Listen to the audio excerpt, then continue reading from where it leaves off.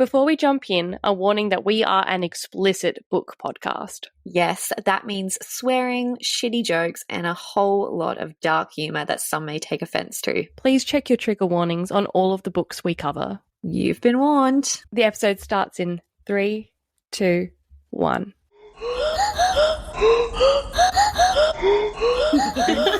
A book and a bev.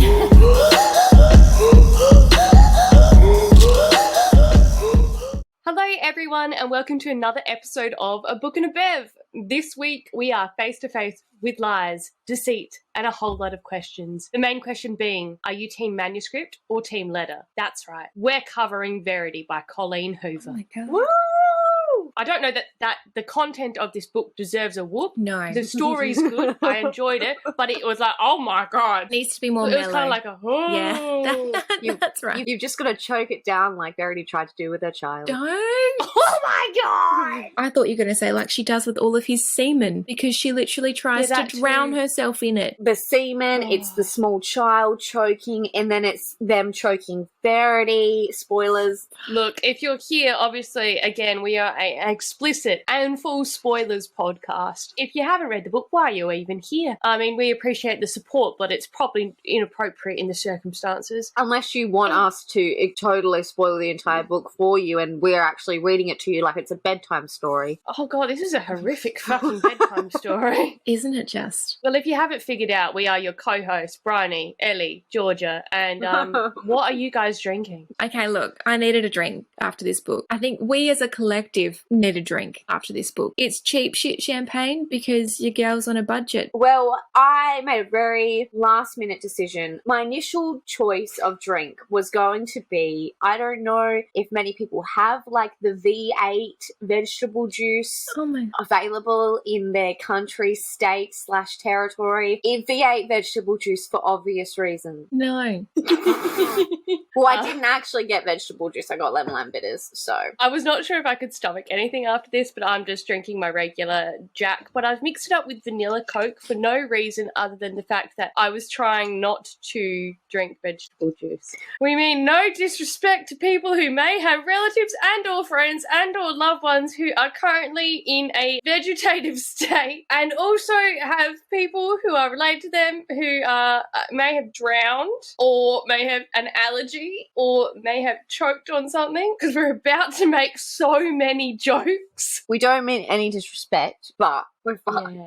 I make no apologies. Listen at your own discretion. You've been warned. On that note, general vibes for the book. Oh, holy fucking shit, this book was intense. But I did adore it. I quite enjoyed it. It was a pretty drastic change of pace from sucking off clowns, but this was also somehow just as unsettling, which is unique. I didn't really vibe with Lowen. She seemed like way too fucking naive for a 32-year-old. Like the whole time I thought she was 22. She just, stupid girl, hated her. And I'm also terrified of Crew, the 5-year-old. Absolutely. My main thoughts are all about Verity and her children. Oh my fucking God. I need to say, I fully believe in the manuscript version. You cannot imagine, let alone write out in black and white, such fucking foul things happening to your own children at your hand. No way. She 100% did it. There's no room in my mind for doubt. Doesn't make Jeremy any less of a murderer because he still is completely fucked. But anyway, I will just preface this now. Postpartum psychosis is a legitimate thing that causes women to do some like pretty fucked up, unthinkable shit. So when you're pregnant, your brain is basically pickled in hormones and it can cause you to do some weird shit, okay? Yeah, knowing me, I did fall into a TikTok spiral about this one true crime case, which is easy for me to do given that 80% of my TikTok algorithm is true crime. The other 10% being Taylor Swift Eras concert tour and also New York City apartment tours randomly. That's okay. Anywho, this woman in America has recently been arrested for killing her children, and her defense is that she was suffering from postpartum psychosis, right? So when this story broke initially, there was a lot of commentary and support on social media about how postpartum psychosis is a real fucking thing. And then the prosecution laid out their opening argument, and everyone was sort of like, oh, we may have been a bit too quick to jump to this woman's defense, because there's a lot of shit like where it's like premeditated, but also postpartum psychosis is a real fucking thing. I just think the whole postpartum, prepartum, anxiety, depression, all of it is just completely fucked up in the medical system. Like, I kid you not, after you've had a baby, you get given a questionnaire, which is like, circle from 1 to 4 how much you'll feel like you're going to kill yourself today. You might get one follow-up chat after that. It's on you to like seek that help. That whole thing exists. People do some fucked up shit, and it can be because of these actual conditions that are completely unchecked in our society. But all that in mind, this book is a work of fiction, and we shall treat it as such because Verity is just plain old fucked up evil. But look, I just wanted to put that in the start. We know it exists. We've covered it. I am now going to continue to make jokes about dead children for the rest of this episode. So absolutely, it's what we're here to do. Yes. And again, we also have fucked up sense of humour. Yeah. As you know, if this is not your first rodeo with us, you know that. If this is your first rodeo, you might be taken from the fact that we were making vegetable juice jokes. Oh. We have a particularly dark sense of humour. We do. Sorry. Well, what in the Veggie Tales is this? Fucking hell. Well, this was completely unexpected and I was shook. This book was like a thriller movie. My imagination was the casting director, producer and cinematographer, and like, damn, I was terrified. I really scared me, honestly. And at the end of it, I generally don't know like which team I am on. I think it's team manuscript, but I'm honestly still like, you could tell me it's the other way and I'd also believe you. I think that Jeremy may have been neutral good with bad potential, and then reading that manuscript broke him and flipped him to the dark side. I do not get how Verity could have written this as a genuine attempt to get into like the headspace of a crazy person. If she was, I feel like she should have changed something, right? Like maybe she wouldn't have just used the same names and the same people and the same circumstances, not just reframe her entire life. Maybe she would have done something more, leaning more towards team manuscript, but there's still something unsettled in me that doesn't trust men. But that's just my natural disposition, so potato. I will say I feel like I didn't like Lowen as much as other female main characters of Colleen's, so I also don't know if that impacted the way I connect the story. I felt like everyone in this book was absolutely bonkers and could use a lot of therapy. Yes. Literally. Where is therapy when you need it? Not here. No, correct. not here at all. Not here at all. Even for crew. Sorry. Even for fucking crew. Yeah, honestly, this book is a testament to the failure of the American health system. Pretty much. In many ways, actually. Yeah. So, this book makes me angry at times, yes, but in the best way possible. It makes you honestly question every single character's sanity along with your own. I love the way that Colleen has you like gripping the edge of your seat at every turn, leaving you wondering what's real, what's fake, who to believe and why. I've gone back and forth for a really long time about this book, and this is like my 5th time rereading it, and I've taken a few definite answers from these reads. So 1, everyone in this damn book is borderline psychotic. 2, April, the doctors, and everyone else are really shit at their job for not figuring out that Verity was faking it. You know what I mean? God. Like, what? Yeah. Like, how does this happen? Like, how does this go unchecked? Did no one And put those sticky things on her head and checked her brainwaves at all? Yeah, they're like, wow, the brainwaves are really brainwaving. Like, yeah, they're really doing what they're supposed to be doing. And number 3 is that Crew is an absolute fucking cunt. He truly is an absolute asshole of a fucking child. PTSD or not, he is a fucking prick. Like, he is. Yeah, he's absolutely cooked. If you told me that Crew was actually like an Annabelle doll, like, or a Chucky, like, I'd be like, that makes complete sense. Yeah, he literally is just like, at every turn, he's just there, and he's just biting down on knives. I kill turtles for fun. And yeah, I kill turtles for fun. Like, Yeah. You know what turns people into serial killers? Killing animals. Mm-hmm. that's We it. also need Probably to know... also having a mum who pretends to be comatose, and then my dad actually chokes her to death, and then he chokes another girl out on the beach by just like holding her in the ocean. as I'm walking away. And also, also my stepmom watches. my two older sisters die, and now I hate my infant baby sister and left her outside to roast. Yeah, just left her outside on the grass. Fuck it up. But for my team notion, I am team manuscript. I don't believe that any normal mother could write that about their children, their life. She wrote that letter to cover her own ass after she realised that Lowen had found her manuscript. It's all wacko to me. And Colleen has come out and said that she knows that Verity is evil. So this for me is just confirmation. However, I do agree that Jeremy is now the villain, but it's because of Verity's actions. Like, I feel like that has pushed him to that point. I also, just to add this, I also think that Lowen's obsession with Verity is extremely unhealthy and it needs to fucking stop. She gives me me the ick at every turn. I really appreciate that all of our notes were like, crew, fucked. Lowen, fucked. Manuscript, yeah. Verity, fucked. Fucked. Oh, good. I also feel better about my like weird flip-floppiness because you're saying like originally you felt like that and then it's been like rereading it has made you feel more settled in your answers. So I feel like I just have to re-traumatize myself with rereading the book indeed. and then I'll feel better. Obviously, this week we're doing the new formatting. Basically, each of the characters or main characters in the book, I came up with a little summary of each of them, and I'd just like to read them to you. Go on. Oh no, I've just read your first one. Yeah.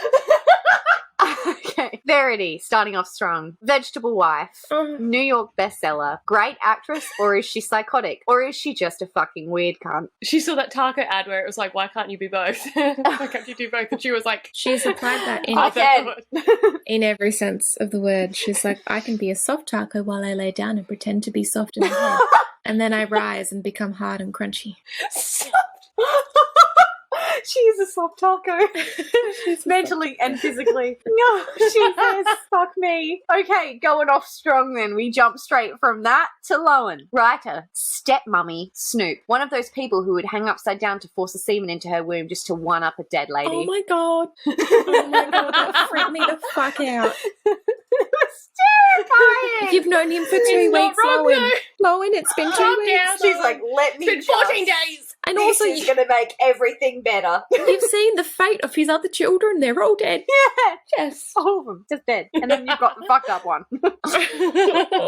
So, then we go from that one to Jeremy. Daddy, bad daddy or good daddy, villain or victim, or both or none. Are you confused yet? 'Cause I Oh my am. god, yes. I would. This is great. I This would is fuck so him. good. Look, I would. I would, yeah, I would. I would I'd not give it a red hot crack. get pregnant to him. I mean, has no No. one heard of contraception in this fucking book? No, No. but they have heard of coat hangers. Oh, Anyway, moving on from that one. Corey, frat boy with glasses, low-key dickhead, asked how Lowen's dead mum is. yeah, that sums Sick. him up, really. It does. Crew, tiny Jeremy, dickhead child, huge arsehole energy, definitely on the spectrum with a splice of PTSD. Jesus. It's true. Yeah. Last one, April, Verity's carer, sus of Lowen, sus of Jeremy, loves Verity, and obviously is not great at her job because she couldn't know that Verity is a fucking liar. Yeah. Yeah. April's got some issues. And that's it. Well, let's just jump straight in. Strap the fuck in. Because we are starting with a bang. Quite literally, some poor soul's head is just banging on the concrete after being splattered by a car. And this is how we meet our main character, covered in someone else's blood. And that's just a fucking ominous way to start a book. It is, isn't it? Yeah. So, in the kerfuffle of this accident, our girl retreats and ends up running smack bang into our love interest, Jeremy. Jeremy! Thank you. German! I was about to say someone needs to do it. Jeremy! German! Oh my god. Stefan!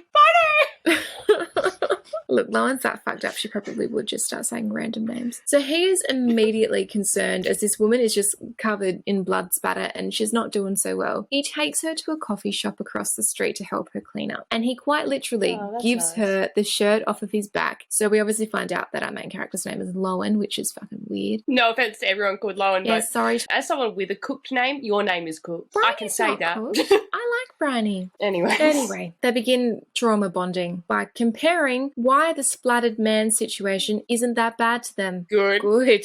Really?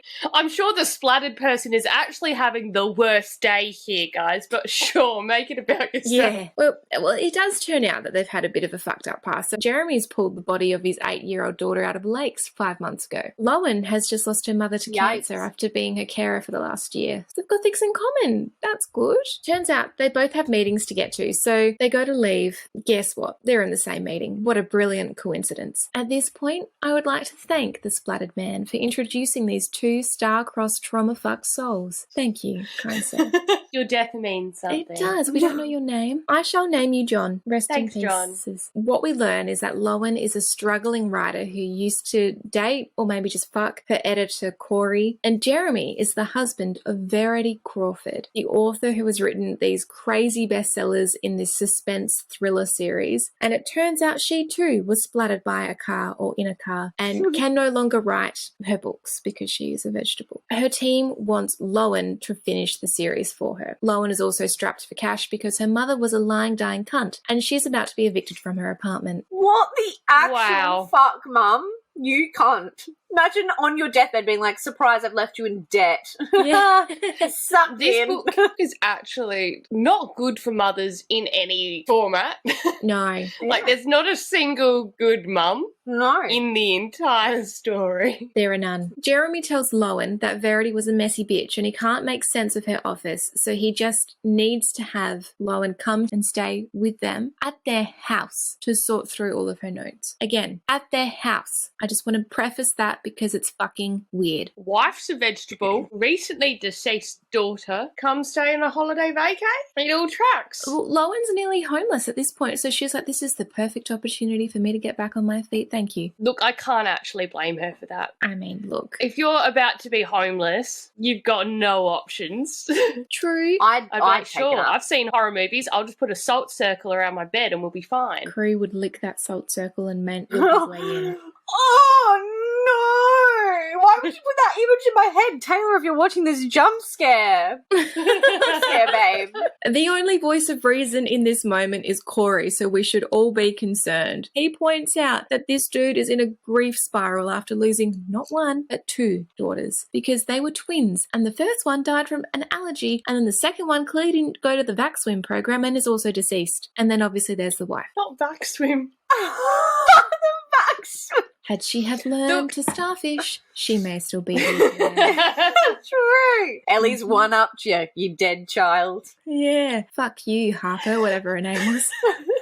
So Corey's just out here spitting facts. We didn't expect it from him. I think we expected nothing because he literally forgot that Lowen's mother had cancer to begin with and then didn't even really ask her anything until he rocked up to her apartment and was like, where's your mum? Lowen is basically like YOLO and compares this situation to dating an ex-boyfriend named Amos who liked being choked. Essentially, nothing in this world could have been worse to Lowen than marrying Amos. So she's fine with any and all situations because of she could be married to Amos and that's just worse. So then Lowen embarks on her journey to Vermont to stay with Jeremy and start the research process. So she listens to Verity's first book on the way, which kind of seems a tad unprepared if you ask me, but this gal just seems to not really think things through that well. That's just kind of how she rolls. So she pulls up to the house and this can only be described as looking haunted as fuck, which, as I'm sure Bryony does agree with me here, means the house has character and we adore it. Absolutely. What? It is I'm a, the one that always wants to go to the haunted places. I know. You're forgetting, I want a house that I can paint all black and give it like a black picket fence because I want children to look at my house and say, oh, the witch lives there. Yeah, and then, Except then there will actually be a demon appearing and then you'll die. Yeah, Crew's just living in your basement. Fucking shit up. Licking the salt. Next to his dead turtle. She is immediately greeted by a small child appearing like a poltergeist at her car window, staring at her and not speaking. Fucking fantastic. Rather than backhanding the little weirdo, she attempts to speak to him. She eventually gets the tour from Jeremy, who comes to let her inside the house. And here we discover Verity is still in the house. She's got this full-on hospital room set up. I think I identify a little bit with Verity in this book, and it's quite concerning to me. She is like me, and we choose to be vegetables in this moment. We like to live the soft taco life until someone comes around and puts some little jalapeno mayonnaise on us and spices us up a little bit. So this is where we are. Soft taco life. What kind of spice jalapeno mix are you getting put on you? I don't know, but You're a it's soft delicious. taco. It's delicious. You need to try it. But yes, anyway, so the long and short of that was that A, the house looks haunted. B, there's a creepy ass child. C, his mother is essentially a vegetable living above you while you sleep in her room. And D, this is the room that she shared with Jeremy, and the headboard has her teeth marks in it. That's like walking into someone's bedroom and they have handcuffs on each corner of their bed. You know what I mean? Like that is a very clear statement of we fuck here. Yeah. We fuck.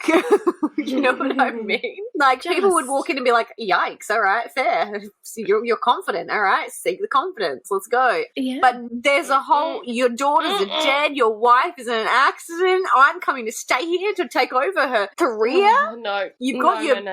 PTSD child? Like, what is going on? All of these signs point to get the fuck away. But you know what Lowen thinks to herself? She could have married Amos, so this is a pretty sweet situation. Jesus Christ. So Jeremy thinks that Lowen should have an alias that she can use for her books, and he uses the good old reliable what's your porn star name trick. So in this moment, I would like us all to identify our porn star name. So I think that's the street you were born on and your first pet. Zenith Stormy? I like just Zenith Stormy. No, we That's have- good. I sound fancy. You I'm sound like an like you've- expensive escort for presidents. Mattison Luca. Ooh. Mattison Luca. Yeah, that's a Mattison. Mattison It's Luca like, or Mattison Lex. Like, it's like Luca was when I was Ooh. a teeny tiny little bear, like a little infant, and then when I was like 9 months, he died, and we got Lex not that long after. So I think Luca. Ooh. I'm Magnolia Sam. Oh my god, that is a hooker name. Mm-hmm. Is a fucking hooker Sorry name. Yeah. Sorry to everyone called Magnolia, but you're a whore. Well, I Amy. love all of those names for us. That's great. I think we're a very high-end escort group. Yeah, we would Mattison Luca. Zenith Stormy. Oh god, that is so high end. Stripper names. Right. So we'll leave you with those. And now we're back with Lowen, and she's making her way to Verity's study, and she spends maybe all of like 5 minutes looking around until she finds what is clearly a piece of work completely irrelevant to the series that she's meant to be writing, but is way too interesting not to read. It turns out it's Verity's autobiography called So I'm Be It. stressed. Yeah, look, I'm sure we all would read that. Yeah, if we saw absolutely. it. I'm- Just sat there. I'm the How queen of could you not? procrastination. I'm like, oh, something new. I'm going to pick it up.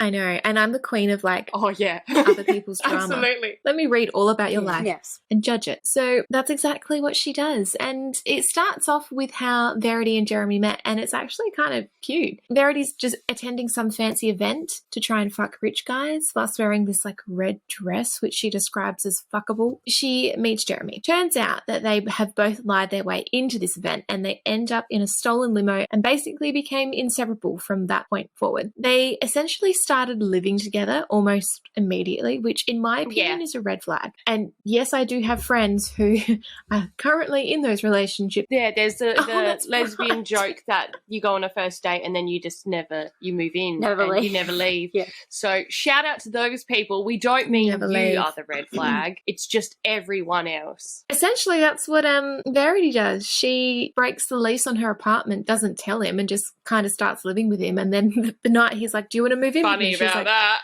Aha, Surprise. I already am. And he doesn't really take that too well. So to get her out of that argument, she sits on That'll his shut him face. up. Yeah. That'll do the job. That will. Not very long after that, they end up getting engaged. And it turns out that that night that they got engaged was the same night that they conceived the twins, which, same for me. PSA to all of our listeners, use protection when you get engaged. If you are having celebratory sex, use more contraception than you normally plan on. Yes. Thankfully, that is kind of where the similarities between me and Verity. And I do recall like one specific time where Rosie as a baby just would not stop crying. Never once did it cross my mind to stick my fingers I down her honestly throat thought and choke that her. was going elsewhere, and I was like, Never Ellie, are once. you sure you want to say this right now? Like, are you sure you want to keep going? Did she try and kill her children? No. Whenever I was in a moment of like pure parental overwhelm, I would just take the kids, I'd put them in the front room, give them a heap of crappy snacks that I knew they'd eat, and I'd just watch my TV. And I'd be like, you guys can parent yourselves for 20 minutes while mum watches McDreamy. And then by then I'd calmed my brain, and then we were good to reset and go again. And now they know a lot about neurosurgery. So we're all winners. So from there, the book flips between current time and Verity's manuscript. And as the story progresses, weird things just start happening. Like Lowen being in Verity's office doing some work. She'll look up outside to the window and, Verity's out there in her wheelchair with her nurse. Verity's just staring at her. Fucking creepy. Again, Yeah. at this moment, Run. leave. Again, Lowen? it is like Lowen has never seen a leave. horror movie or a scary TV show. Not even one. She hasn't even seen Ever. the trailer for one. Let me remind you, she is 32. She does not have excuses. 32. She does not. So even fucking creepier than that, there's this moment when she, Jeremy, and Crew are all outside and she notices Crew waving towards her. And as she goes to wave back, she realizes, no, it's not her that he's looking at. It's above her. And she turns to look to see what's above her, and it's Verity's bedroom. And as she's looking at the window, the curtain's moving back in position as if someone had just been standing there. Run, bitch, run. As Brownie said, this bitch has never seen any horror movie ever because she turns in to that dumb fucking white girl from every horror movie ever, goes to investigate. That's when you say, Rather actually, than Jeremy, as hot as I Dumb. think you are, that's not a vibe, so I'm out of here. See, I'm curious enough that I'd Yeah. probably go grab the child, who obviously is best friends with whatever it is, bring it up His with me face. and use it as a shield. But that child's possessed. I'm not going near it. I would be like leaving, and so then I'm in the house packing my stuff and I'm talking to the haunted house and I'll be like, look, I'm just getting the fuck out your hair. You do you. Like, you're doing great. I wish nothing but the best for you. I can imagine you being so overbearingly nice. George is just trying to figure out what's going on and investigating it. I'm burning it down. Ellie's like, it cannot be saved. Bye. Look, we would do I great know. on the Supernatural The TV three show. of us as a team. three of I feel like Fucking one's like they send really me in nice, and first. One's, yeah, they're like, I die. sweeten the deal. Oh my Guys. God. Yeah. Bryony goes in first. Georgia comes in to try and work out Yeah. what's going Yeah. on. And then I just come in to kill everyone. And he's like, I'm the last resort. Nothing is working. We're setting it on fire. And we're like, actually, it is working. Like, the ghost is really nice. George has made some friends, and you're like, nope, too late. Too late. Nope. Oh, God. Well, she does go to investigate. She's a Georgia in this scenario. So she's up in the room. She's looking around. She realizes the TV's not on, which she thinks is a bit odd because April, the nurse, told her that she left But the we know that TV we can't on. trust April because she's a fucking idiot. Yeah, she's a dumb bitch. She's definitely not a good representation of our incredible healthcare workers. That's for sure. No. Look, the poor love's probably been traumatized from the COVID era. She's just looking forward to put her feet up, really. Yeah. So here we are. Apparently that still isn't enough for Lowen to leave. And she just convinces herself that she's going crazy and, well, that Jeremy's just a nice piece of eye candy, so she's willing to put up with the demon spawn and its psychotic mother. Weird vibes. So Yikes. good. Lowen's idea of recovering from the trauma of living in this haunted house is to read more of Verity's manuscript, which again, stupid. If you're that fucking freaked out, do you think you're going to curl up in bed at night and then read the Yeah. same story you're getting terrified from? So we're at the part of the story where Verity is newly pregnant and she's just not really handling things that great, which I do relate to because I did refer to my unborn fetus in those first few months as a parasite. Literally does suck the life from you. Not that I can relate, but, it seems fair. So Verity isn't really on the same wavelength, with early pregnancy as most people. She's literally competing with her unborn children for the attention of their father. That is fucked And up. now that's fucked up. All she wants to do is suck Also his dick. not relatable. And that is also fucked up. There's references to her choking on it at some point. Yeah, like she, like, choking on his slurps it cum. up. Not just the dick, but the Slurp. semen. Ew. Like a slurpee of cum. Yuck. So she's taken pills and drinking as much as she can in secret to try and eat the fetuses, but it's not working. It would seem her breaking point, though, is Jeremy telling her that he would love their children unconditionally. That'll do That's it. just sent her over. She can Right, never do it. listen to that Katy Perry song Yeah. unconditionally now because every time it comes on, she's like, I hate my children. Jesus. Yeah. Look, she takes things into her own hands, quite literally. She grabs a wire coat hanger and attempts a good old-fashioned self-abortion. And I'd like to read you Jesus. a quote here. I wanted to be in bed with him when it happened. I wanted to wake him up frantic and show him the blood. I wanted him to panic, to worry, to feel bad for me, to cry for Yikes. me. That is on no way, shape, form, human capacity, realm, universe, none of it, never going to be okay. Issues. And as everyone who has listened to our episodes Issues. is aware, we are a very pro-choice podcast. Yeah. We're very, very pro-choice. Not that Just don't do it choice. yourself. No, not to get into the healthcare of America at this present point in time Yeah. because some women don't have options. All we're saying is that don't do it for attention. Yeah. That's exactly right. To Yes. love you more. But essentially her attempt fails because it turns out she's pretty shit at trying to abort her children. She just ends up giving one of the twins like a really nasty scar. So when they're born, she's like, I guess the scarred one will have the better name. Chaston. I'm sorry, that's the better name? Like, just in there. She's just in there and missed the coat hanger. Oh, God. Just hanging in there. Just hanging in there. Oh, Look, if you're going Oh my to God. fuck anything up, let it be trying to abort your own children. If you're in there with bad intentions, aka just because your husband is like, yeah, I love these kids. I will love these children unconditionally and provide them with a stable household. Or like maybe the realization of having children's dawning on her. She's realizing she's not ready for the commitment. Go to your doctor. Seek medical It's confidential. Don't look at that coat hanger that your like work shirt's on and go, what if I got to know you I really better? don't want to return to work. I know. Anyway, she does have the children by C-section, and she does this so Jeremy's temple between my legs remains intact. Ick. But she refuses to breastfeed because her boobs are only his to suck on. Most of the time when you hear stories of people like testing someone's breast milk, it's because they've squirted they put it in an external thing and they've sipped. Yes. They don't go straight to the source. From like, I want farm to table ready. Oh my God. Table ready.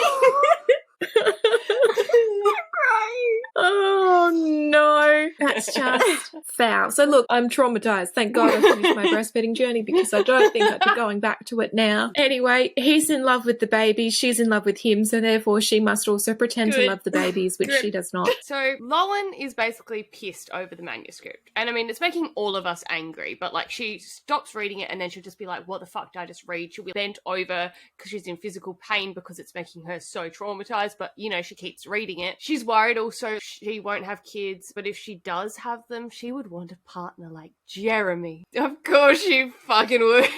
She ends up going through boxes of photos and is thinking about Chasten's scar. And then we also learn that Harper was diagnosed with Asperger's, and so that's one of the reasons that this child in particular didn't show a lot of emotion in all of the photos. Jeremy doesn't really like to look at the photos of Verity, interesting enough. But Lowen is like, wow, Verity could deaths fake how much she loved these kids. Like, it's amazing acting in these photos. She just looks so happy with the children. Which, again, is it true? Is it not? We don't know. Jeremy was closer with Harper than Verity was. And we also learned that Crew, being the fucking psychopath that he is, doesn't even ask about his sisters or even say their names. Like, they're just gone. Like that turtle he killed. Jeremy admits that he thinks Verity had run her car into the tree on purpose. And, like, this is a big moment for Jeremy. He's never said those words out loud, and so Lowen hugs him and they hold each other, and they're holding each other for like too long, but they're not letting go, and then they nearly kiss, but then like the possessed demon that is Crew appears to cockblock, and Crew freaks the fuck out over like the pictures, and Jeremy has to carry him away, and Lowen's like, oh my God, I just wanted to make out with your father, Crew. What the fuck? The fuck, Crew? Why are you such a cockblock?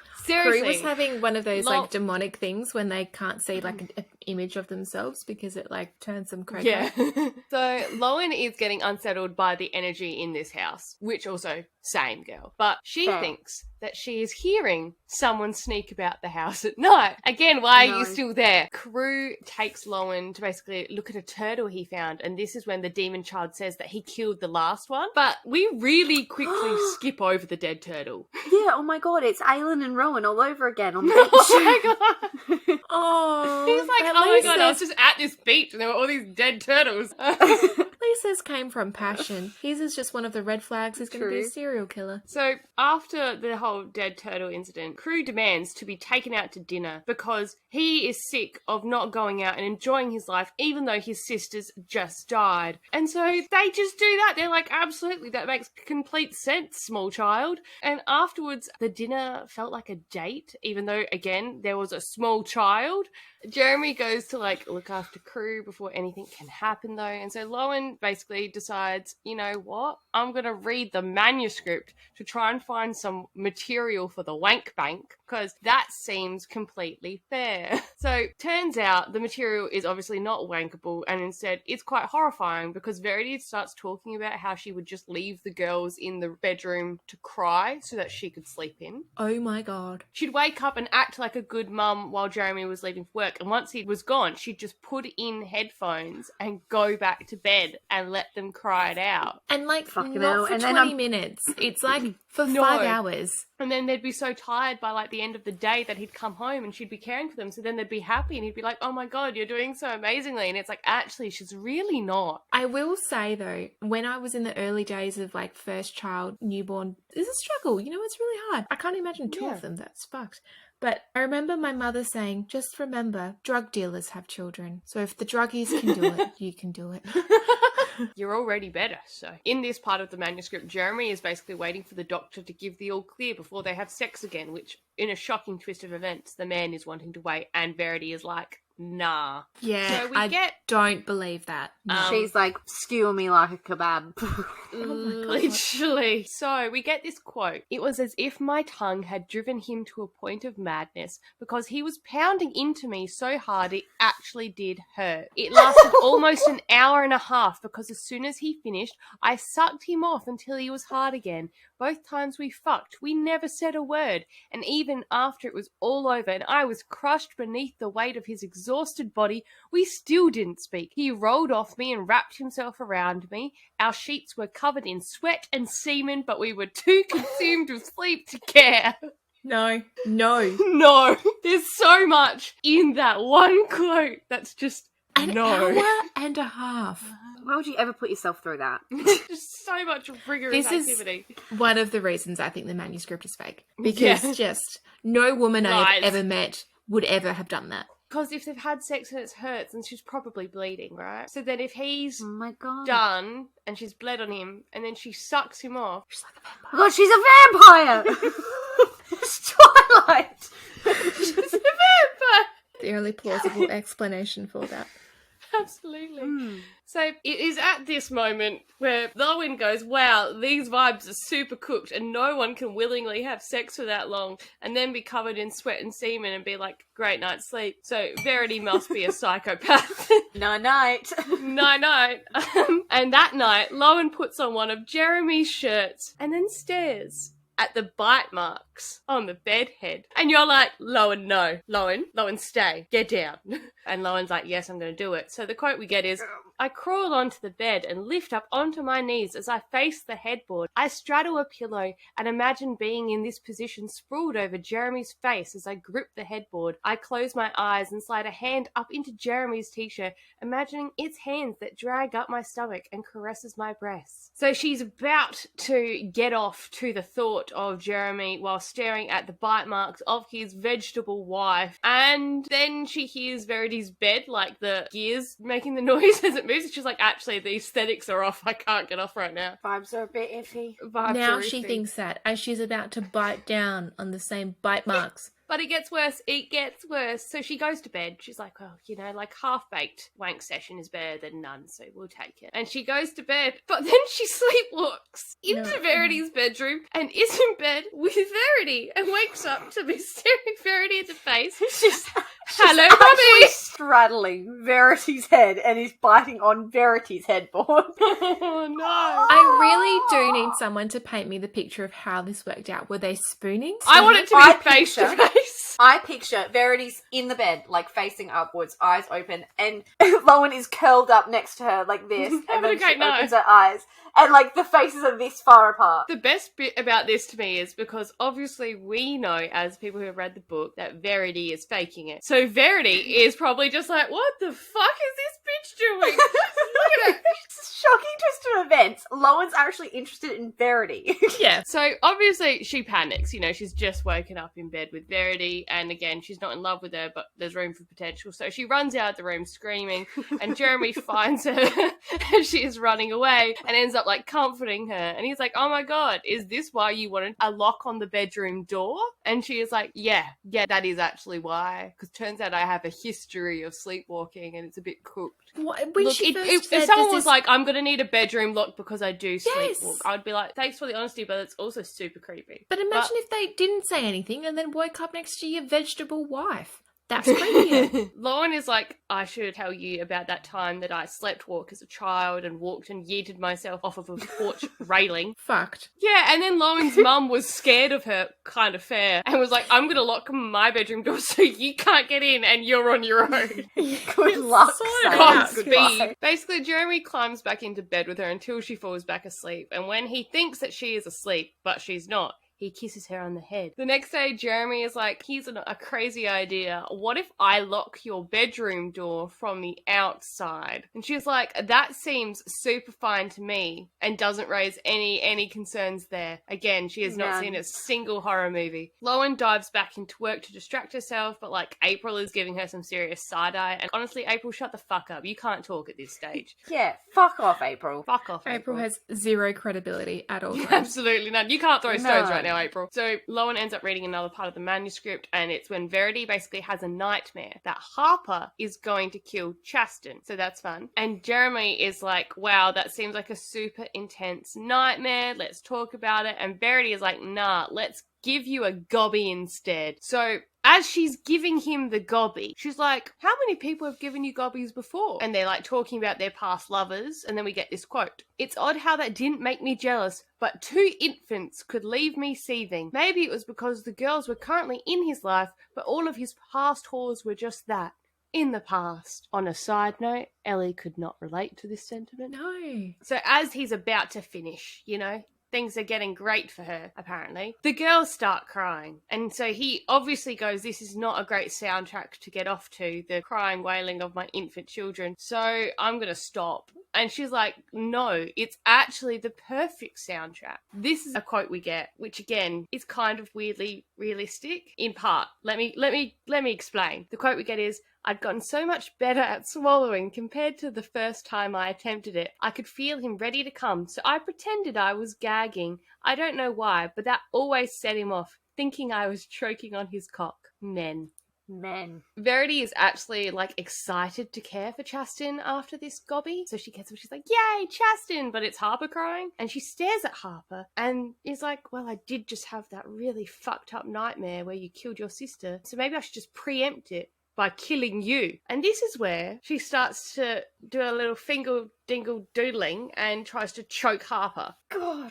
Yeah, but then Jeremy appears. She thinks that he didn't see her, but the baby monitor was on and it's a close call, and makes her think about what Jeremy would do to her to protect the girls. Oh my God.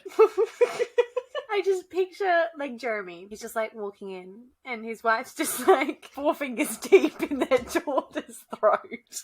My brain goes, as you're saying what you're thinking, I've just imagined she's trying to cover for it, and she's gone, when your dog eats something, and you're like, what's in your mouth? What's in your mouth, you naughty girl? I thought you were going to say she's just gone reverse. Oh, she's a puppet. None of this is good. None of this is good. I know. But it's also really good. So one day, Lauren has been working on her fucking book for 12 hours. When Jeremy gets her to take a break, they lie in the grass and watch a meteor shower. And they talk about growing up and their plans for the future. And we learn that Verity's parents cut her off as they thought she was essentially the devil. And when Jeremy told them what had happened to Verity, her dad said that God punishes the wicked.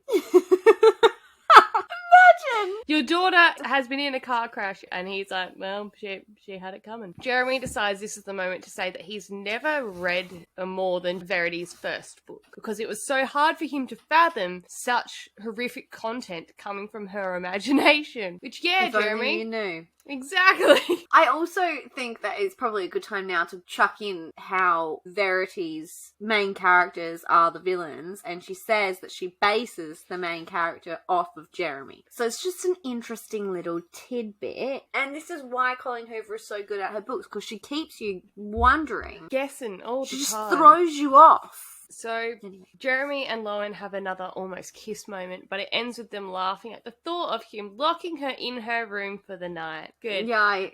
As he goes to shut the door, he ends up telling her that Verity had never actually read her books. So Verity wasn't the one who was a big fan of her, but it was actually Jeremy. Jeremy was a big fan of her. And so now she feels like professional validation from him as well, which makes her love him more. Back in the manuscript, we learn about the only time Jeremy ever threw something against a wall like every other white man, and it was dumplings. He threw dumplings against the wall, which that's not okay. Dumplings didn't do anything to you, and they probably were really tasty. So Jeremy had gotten angry that Verity only ever talks to Chasten. Like, she never talks about Harper. And Verity spins it, and he's like, oh, it's just we communicate differently. And they end up discussing Harper possibly having Asperger's. And she ends up saying that they're expecting another child, even though she isn't pregnant, because she knows that he loved her the most when she was pregnant. And so then we get another horrifying description of her physical upkeep and the way she prides herself on what she looks like. Quote 1, he fucked me slowly, kissing me the whole time, taking turns with each nipple as he sucked them. Had I breastfed, would he be enjoying my breasts as much? I doubted it. Quote 2, I want to taste you, he said, moving down my body until his tongue was spreading me apart. Of course you want to taste me, I thought. I kept things intact for you down there. You're welcome. Quote 3, there was a small part of me that was concerned about faking the pregnancy, but I knew I had options if I didn't get pregnant that week. Miscarriages were just as easy to fake as pregnancies. Fucking hell. This bitch. Just when you think it can't get worse, it gets worse. Mm-hmm. So while we're all being horrified by Verity's manuscript, Lowen is actually finding Verity's manuscript very repetitive, which is saying a lot in itself, Lowen. Go to therapy. Yeah, she says that she finds it boring at times. Yeah. This is where the letter and the manuscript thing comes in again, because it's like, if you were making up this manuscript, if you were making a story that was mixed with a little bit of truth, with a little bit of lie, would you not make it interesting? You know what I mean? Would you not keep people in, So that's just another reason why I feel like I'm team manuscript, because I feel like the manuscript has to be true. Yeah. But basically, at this stage, Lowen finishes the outline for the first book that she's meant to write. Because remember, again, she's got a job to do. I forgot about And that. once the pay hits her account, it should be her time to leave. It should be. Emphasis on the should. Jeremy doesn't think that she has stayed long enough, though. Lowen feels like Jeremy is trying to keep his marriage vows to Verity, but at a huge personal cost to himself. And it's definitely not at all related to the fact that Lowen wants to fuck the absolute shit out of Jeremy. It's all selfish. Yeah, it's also just mind your own fucking business, Lauren. Pure motivations. I don't know what you're talking about. Hasn't it also just been a week? We get a quote, which again, it's just Lowen giving me the ick essentially. He stares at my driver's license a moment longer. When he runs his thumb over my picture, I get actual chills. He didn't even touch me. He touched my fucking driver's license and it turned me on. I am pathetic.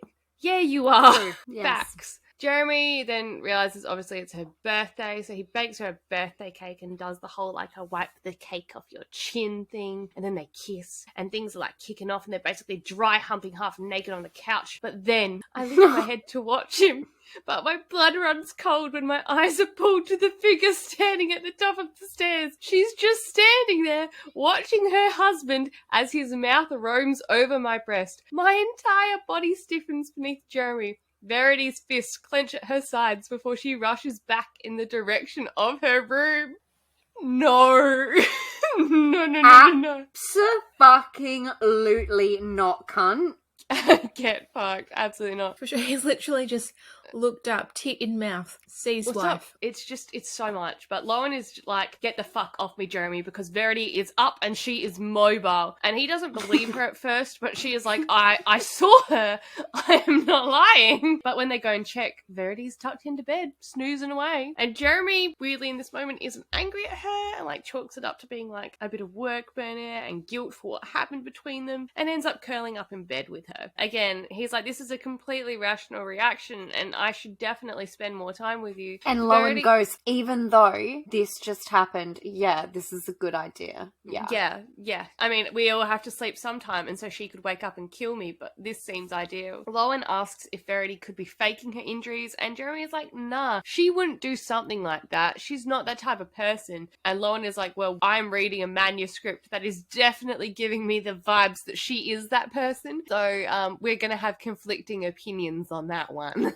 Jeremy gets another lock for Verity's door so that Lowen can feel comforted, but it doesn't really do the trick. Again, it's the vibes. Lowen basically at this stage is wanting Jeremy to realise who his wife is, but she hasn't worked up the nerve to give him the manuscript, and she wants to know how it ends before she does that. Which is a fair point, because imagine if at the end she's like a whole big exposition. It's the letter at the end being like, FYI, all of this was a fake. And she's like, oh gosh, silly sausage. See, that would make more fucking sense. If it was not real, then she would have like a little bit at the end being like, if anyone finds this, just as an FYI, this is an exercise. It's not actually real. Lol, tee-hee, ha-ha. Joke's on you. Where's Ashton Kutcher? It took me a minute to remember where Ashton fits into this, and then...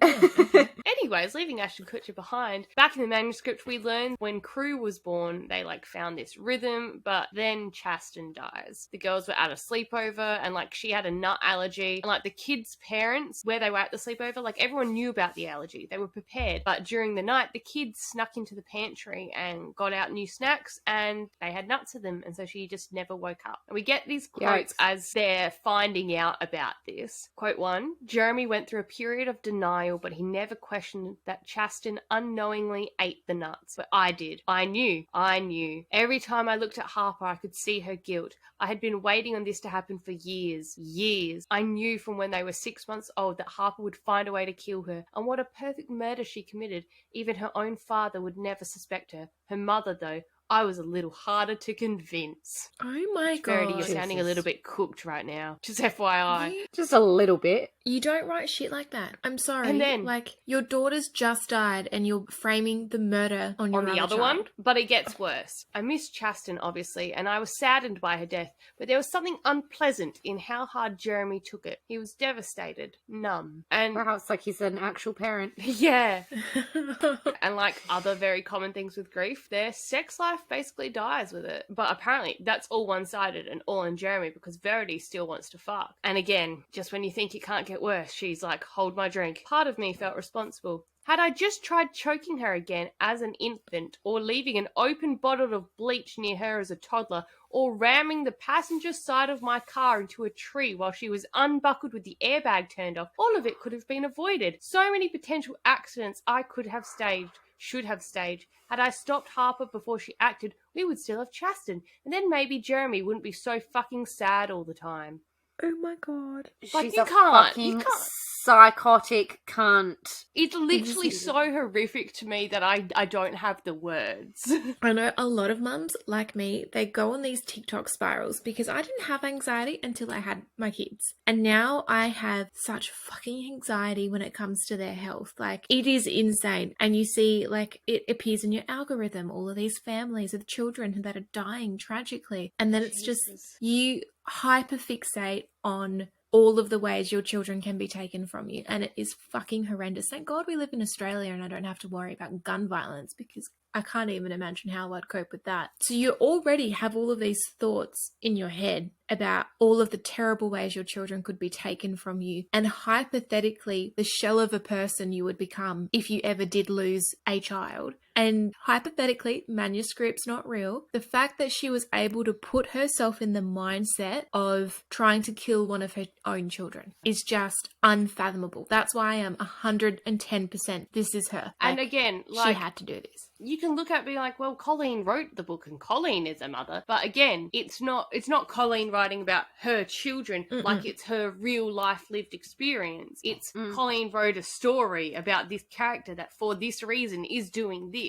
If Verity is writing a story to get in that mind space, why wouldn't you have fake names? Even if you were drawing from what ifs of real life things, using it name for name, timeline's the same.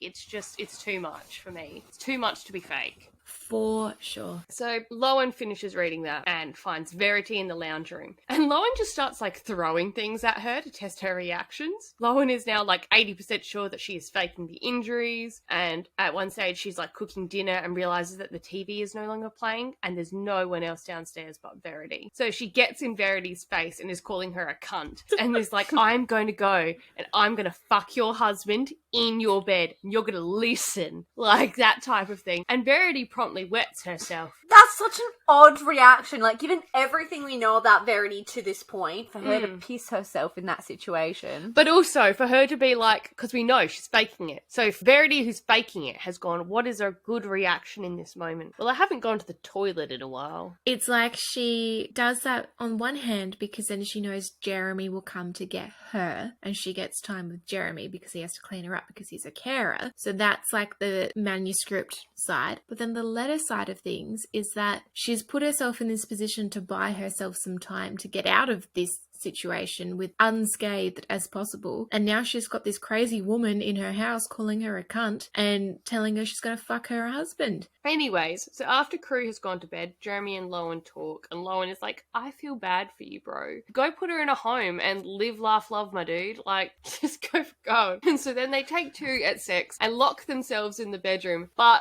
wait, we get this moment where he says, I don't have a condom. She says, I'm not on the pill. He starts sucking on her nipples and says, I'll pull out. And she says, all right. Famous last words. Lowen, no!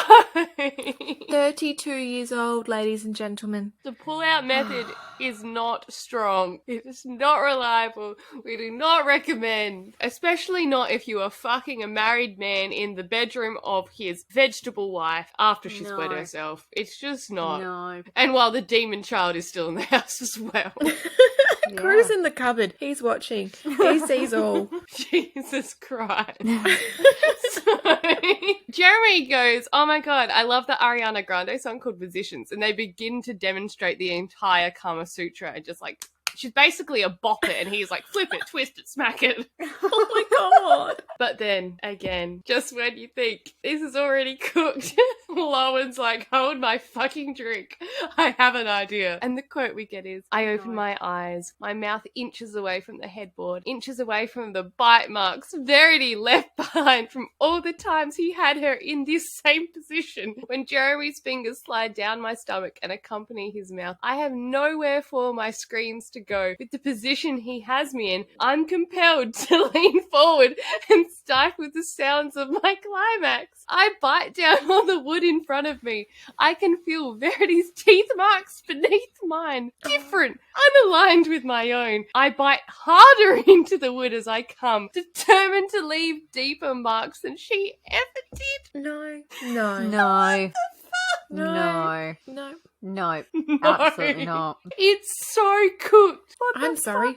Who screams that much? Look, part of me wants to be like, look, as a woman, I'm proud that you can sound out the sounds of your pleasure, because we know that women have historically been taught to either not make noise or only make noise that they think men will like. So I'm happy for that, but also there's a lot of screaming. All right, so the ending of the book. Jeremy and our girl are fucking continuously, basically like rabbits. Verity's up to her shenanigans again. She's locking doors, being all around fucking super iffy.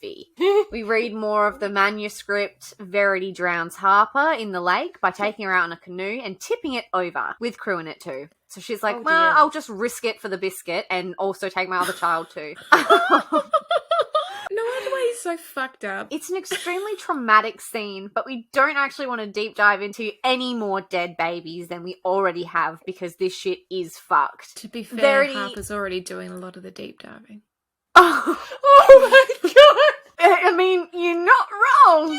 You are not wrong. Verity is thinking that all would be fine and dandy because Jeremy would just, get over it, right? Totally. But obviously, Jeremy is sus as fuck of the crazy bitch Verity, because she clearly hated her own daughter, and Jeremy picked up on those vibes. Verity decides enough is enough. She's going to drive herself into a tree, which unfortunately for us is months too late, and she doesn't do a good enough job.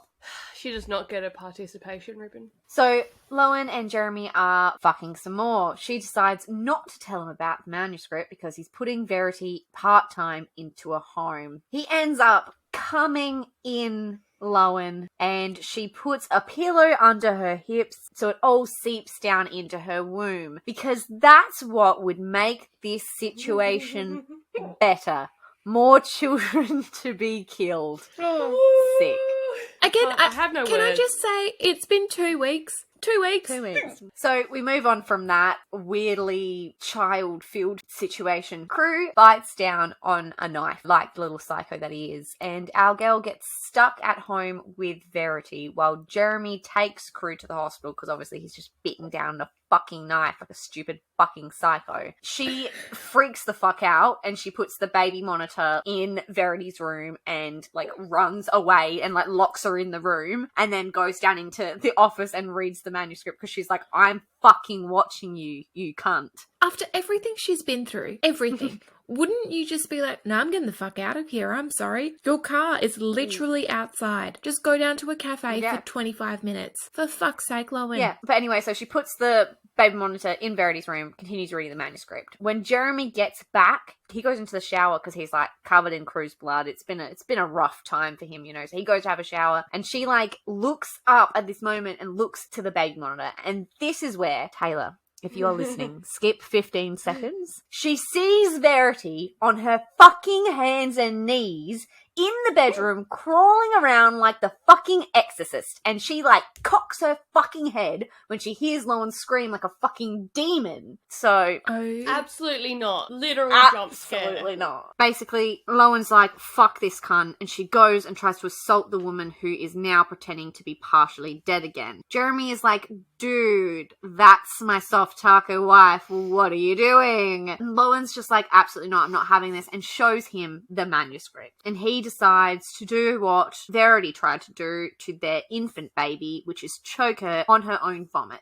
Wowzers. Wow. Sick. Go hard or go home, right? So basically from there we jumped to the end of the book and it's 7 months later and Lowen is pregante. No one is surprised by that shocking twist. No one's surprised. No one. And Verity is dead, which it's about time. Crew's giving weird vibes, which like what's new, and Lowen is keeping tabs on how much better she is than Verity, which is fucking unsettling, and everyone in this book is fucking psychotic. Again, she's dead, Lowen. Let it go. But Lowen finds a letter under the floorboards of Verity's room, and it's a letter to Jeremy from Verity, so that's really comforting. Basically, the letter explains that she wrote the manuscript as a writing technique to get into the villain's perspective for her books. Shady. She says that he's already seen the manuscript and attempted to choke her previously, and then ran her into a tree with the car. So basically, it's a whole thing. Look, I'm going to say here, there's a thing called major crash investigations, and these police officers specialised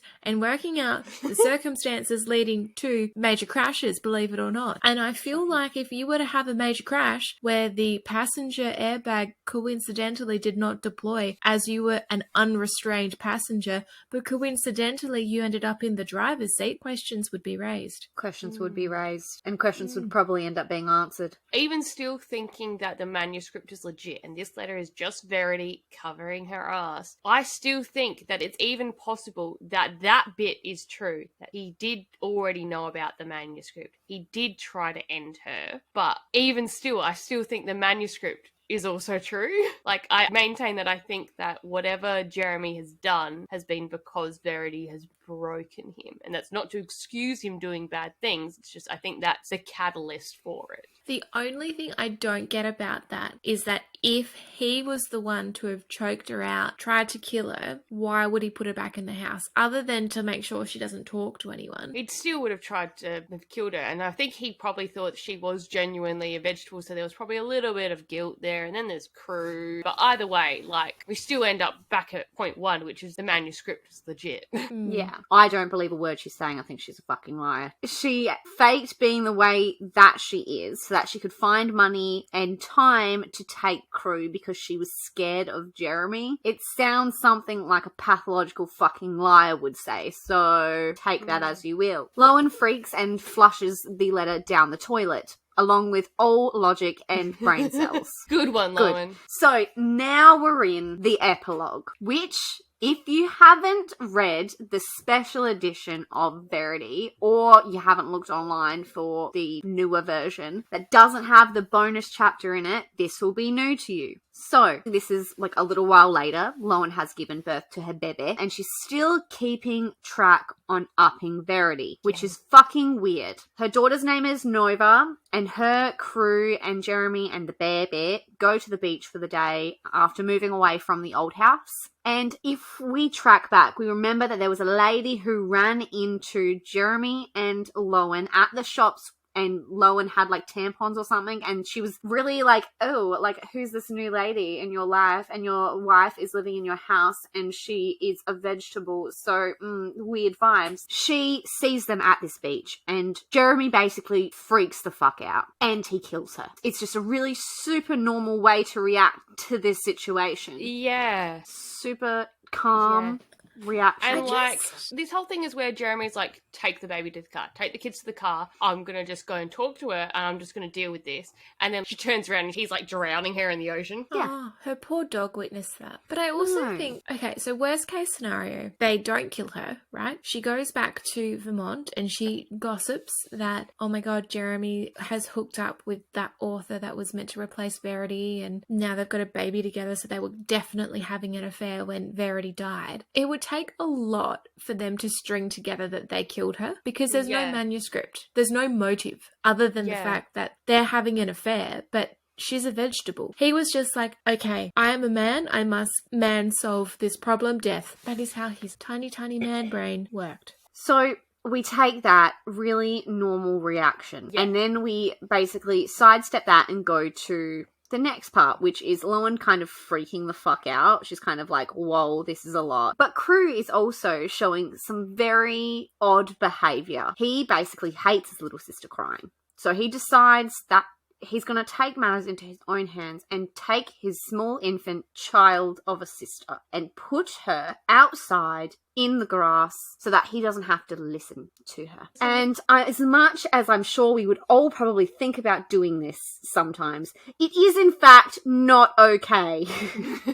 You cannot, even if it's crying and screaming and it's annoying you, you cannot pick it up and put it outside and leave it to fend for itself. Okay, remember he is 5 though. He doesn't quite have everything ticking along. Are you saying if we look back and they say Ted Bundy, when he was 5, he put a baby outside to fend for itself, you'd be like, that tracks. It was signs, I guess, when you say it that way. However, if Charlie had put Rosie outside because she was too loud, I would have been like, look, fair, but not okay. Mummy's baby. Mummy also doesn't shut and lock my bedroom door and go have sex when my children are awake in the other room for an hour and a half. Because that's what was happening during this time. I just feel like I have a 5-year-old cousin. Well, a couple years ago she was 5. But, like, I just don't think she would do that. You know what I mean? I don't feel like she, in her brain, would be like, I'm going to put this child outside and it's going to be, you know, good luck, sweet little baby. Not at 5. Maybe at, like, 2 or 3 when they still are like, oh my god, that baby is so loud.